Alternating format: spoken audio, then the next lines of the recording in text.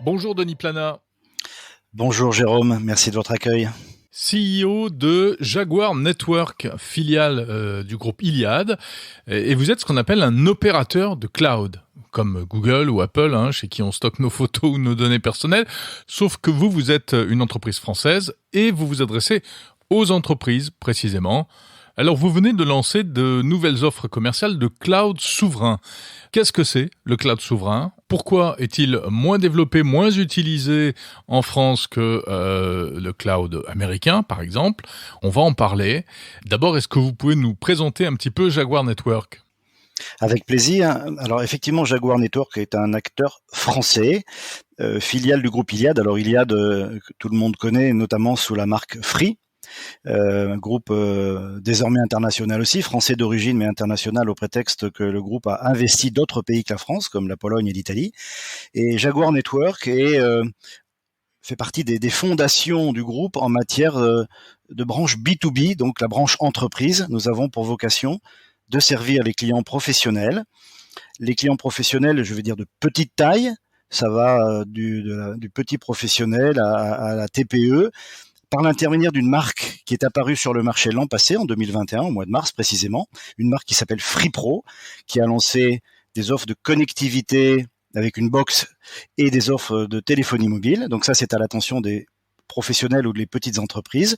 Et une marque Jaguar Network, qui est à destination des entreprises d'un peu plus grande taille jusqu'aux grandes sociétés françaises. Alors quand on parle de cloud, on parle de quoi exactement en fait ? Qu'est-ce que vous proposez à ces entreprises ? Alors le mot cloud est apparu assez récemment finalement dans la grande échelle du temps du jargon technologique. Il faut au préalable bien comprendre ce dont il s'agit autour de la donnée. En fait, l'idée, et le plus important plus que le cloud, c'est la considération des données de nos clients, que ce soit des données d'ailleurs des particuliers ou des données des professionnels. On manipule toute la journée des tas de données, ça peut être des listes de clients, ça peut être des factures, ça peut être des listes d'employés. Donc la donnée est au cœur du dispositif. Il faut d'abord la collecter, c'est-à-dire la faire transiter par des réseaux, et à un moment donné, l'amener sur des serveurs, des ordinateurs, positionnés dans des centres d'hébergement. Donc, quand on parle de cloud, c'est la capacité de prendre cette donnée, de l'amener en lieu sûr et de pouvoir l'utiliser d'une manière performante, 24 heures sur 24, 7 jours sur 7, 365 jours par an. Ce peut être une comptabilité, ce peut être une relation avec les clients, etc. Donc, c'est une donnée qui est mise à disposition en temps réel, donc qui est tout le temps active. Ce n'est pas une notion de sauvegarde de données auquel on va faire appel de temps en temps. C'est une donnée, j'allais dire, vivante et en temps réel et à tout moment. Alors cloud souverain, ça veut dire que c'est opéré en France uniquement. En quoi consiste ce que vous proposez aux entreprises ? L'objectif de cette offre, c'est de proposer au plus grand nombre, donc des entreprises, d'une manière facile et à un coût extrêmement acceptable, la mise à disposition donc de solutions où on peut mettre dans le cloud ces applications, des applications critiques ou des applications informatiques classiques. Voilà. Donc notre objectif, c'est de proposer techniquement et financièrement des solutions faciles à installer, donc la migration des données vers le cloud, faciles à maintenir avec des interfaces où l'utilisateur, les entreprises peuvent jongler sur les différents moyens mis à disposition, et le tout à un tarif que nous estimons être 2 fois moins coûteux que ce que l'on constatait jusqu'à présent sur le marché. Denis Plana, pourquoi le cloud souverain français est-il moins développé que le cloud américain ? Est-ce qu'il n'a pas un peu mauvaise réputation en termes de qualité, de performance, etc. Alors, je ne sais pas si on peut dire que c'est une bonne ou une mauvaise réputation. Ce que l'on peut constater, c'est que les acteurs américains, en termes de taille et de puissance de feu, évidemment, sont supérieurs à la solution qu'on peut trouver en Europe pour une raison bien simple, c'est que toute bonne idée née aux États-Unis bénéficie instantanément de 300 millions de consommateurs et de dizaines de milliers de grandes entreprises qui sont internationales. Donc, de facto, et c'est vrai dans notre marché, mais dans beaucoup d'autres domaines, dès lors qu'une société lance un produit innovant, et les produits innovants, c'est tous les 100 ou 200 lancements. On dit toujours qu'il y a des leaders mondiaux. Il y a aussi beaucoup d'entreprises qui n'ont jamais percé aux États-Unis.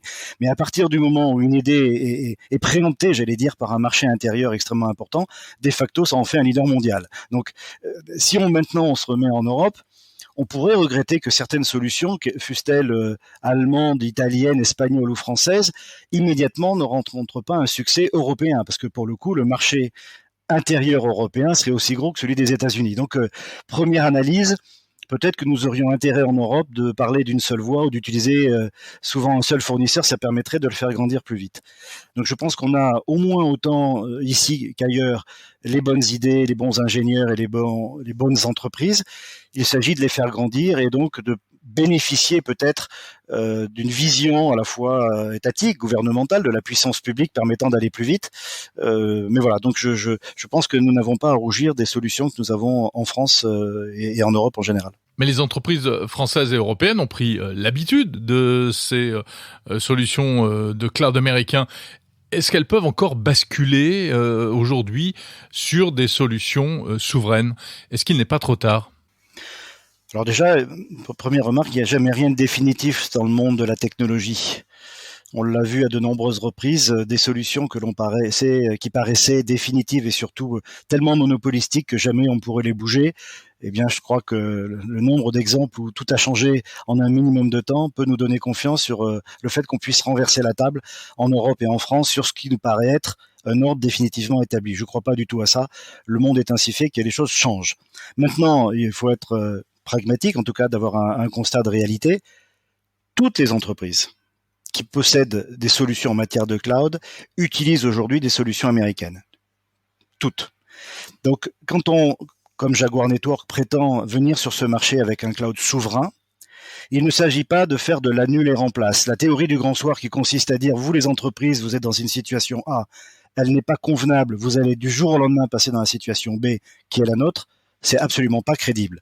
Donc l'approche que nous proposons à ces entreprises, c'est d'aller vers un chemin avec un peu plus de souveraineté. Donc pas de l'annule et remplace, pas du jour au lendemain, mais d'être dans une notion d'hybridation peut-être au début, et d'une manière très pragmatique, très industrielle, d'amener les entreprises à mettre en place leurs données, leurs applications critiques, dans des univers considérés comme plus souverains dans la gestion de la donnée. Donc effectivement, des data centers en France, des logiciels français, etc. Pour autant, encore une fois, la plupart des entreprises, a fortiori les très grandes, ont déjà elles sont ouvertes vers le monde international. Elles y ont des clients, elles y ont des filiales, elles y ont des fournisseurs à travers le monde.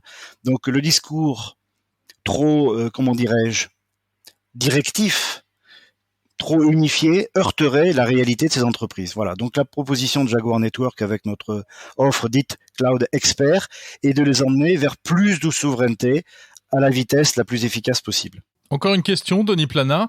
Est-ce que du cloud souverain, ça veut dire uniquement des data centers localisés en France ou en Europe ? Je le répète, la donnée, avant d'arriver dans un data center sur un serveur, elle transite par un réseau.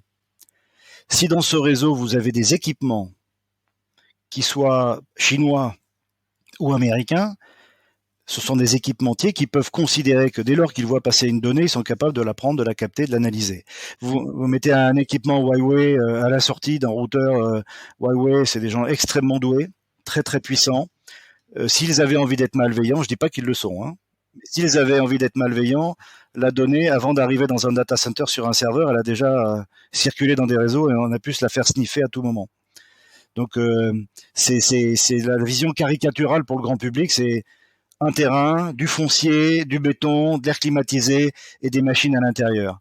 La vérité, c'est que tout ça, c'est d'une grande porosité et voilà. Donc c'est pour ça qu'il faut être très attentif dans le discours sauvegarde de la donnée dans un data center sur un terrain français avec des exploitants, donc des équipiers qui sont autour et qui soient français. Il ne faut pas oublier la composante télécommunication. Donc c'est très difficile de dire blanc ou noir. Il faut faire l'intégralité de la chaîne d'une donnée qui est produite à l'instant T, véhiculée dans un réseau pour arriver dans un data center. Jaguar Network possède les deux, un réseau propriétaire, très largement sublimé évidemment depuis l'appartenance au groupe Iliad avec des réseaux de fibres, et de l'autre côté, effectivement, des data centers basés en France, gérés par la France et par des Français, etc. Sauf que, encore une fois, je le répète, les entreprises peuvent avoir un existant, notamment celles qui ont une certaine taille, elles ne nous ont pas attendus. Donc il faut découper le sujet en morceaux et de bien vérifier quelle est la criticité essentielle sur chacun de ces morceaux. Et peut-être qu'à ce moment-là, vous avez raison Jérôme, une data pourrait circuler dans plusieurs data centers pour des raisons de sauvegarde ou de proximité des utilisateurs dans un autre pays, à la condition qu'on se soit bien posé les questions en amont. Ce qui est intéressant, c'est que la pandémie que tous les pays du monde ont traversée a nécessité de plus en plus la mise à disposition de la donnée auprès des utilisateurs, le grand public, vous et moi. Tous les jours, on utilise de la donnée. Et donc, on le fait souvent en télétravail. Ça signifie que cette notion de propagation de la donnée a pris une ampleur incroyablement importante par cette période de pandémie. Même si beaucoup d'entreprises connaissaient déjà le phénomène, là, maintenant, c'est toutes les entreprises.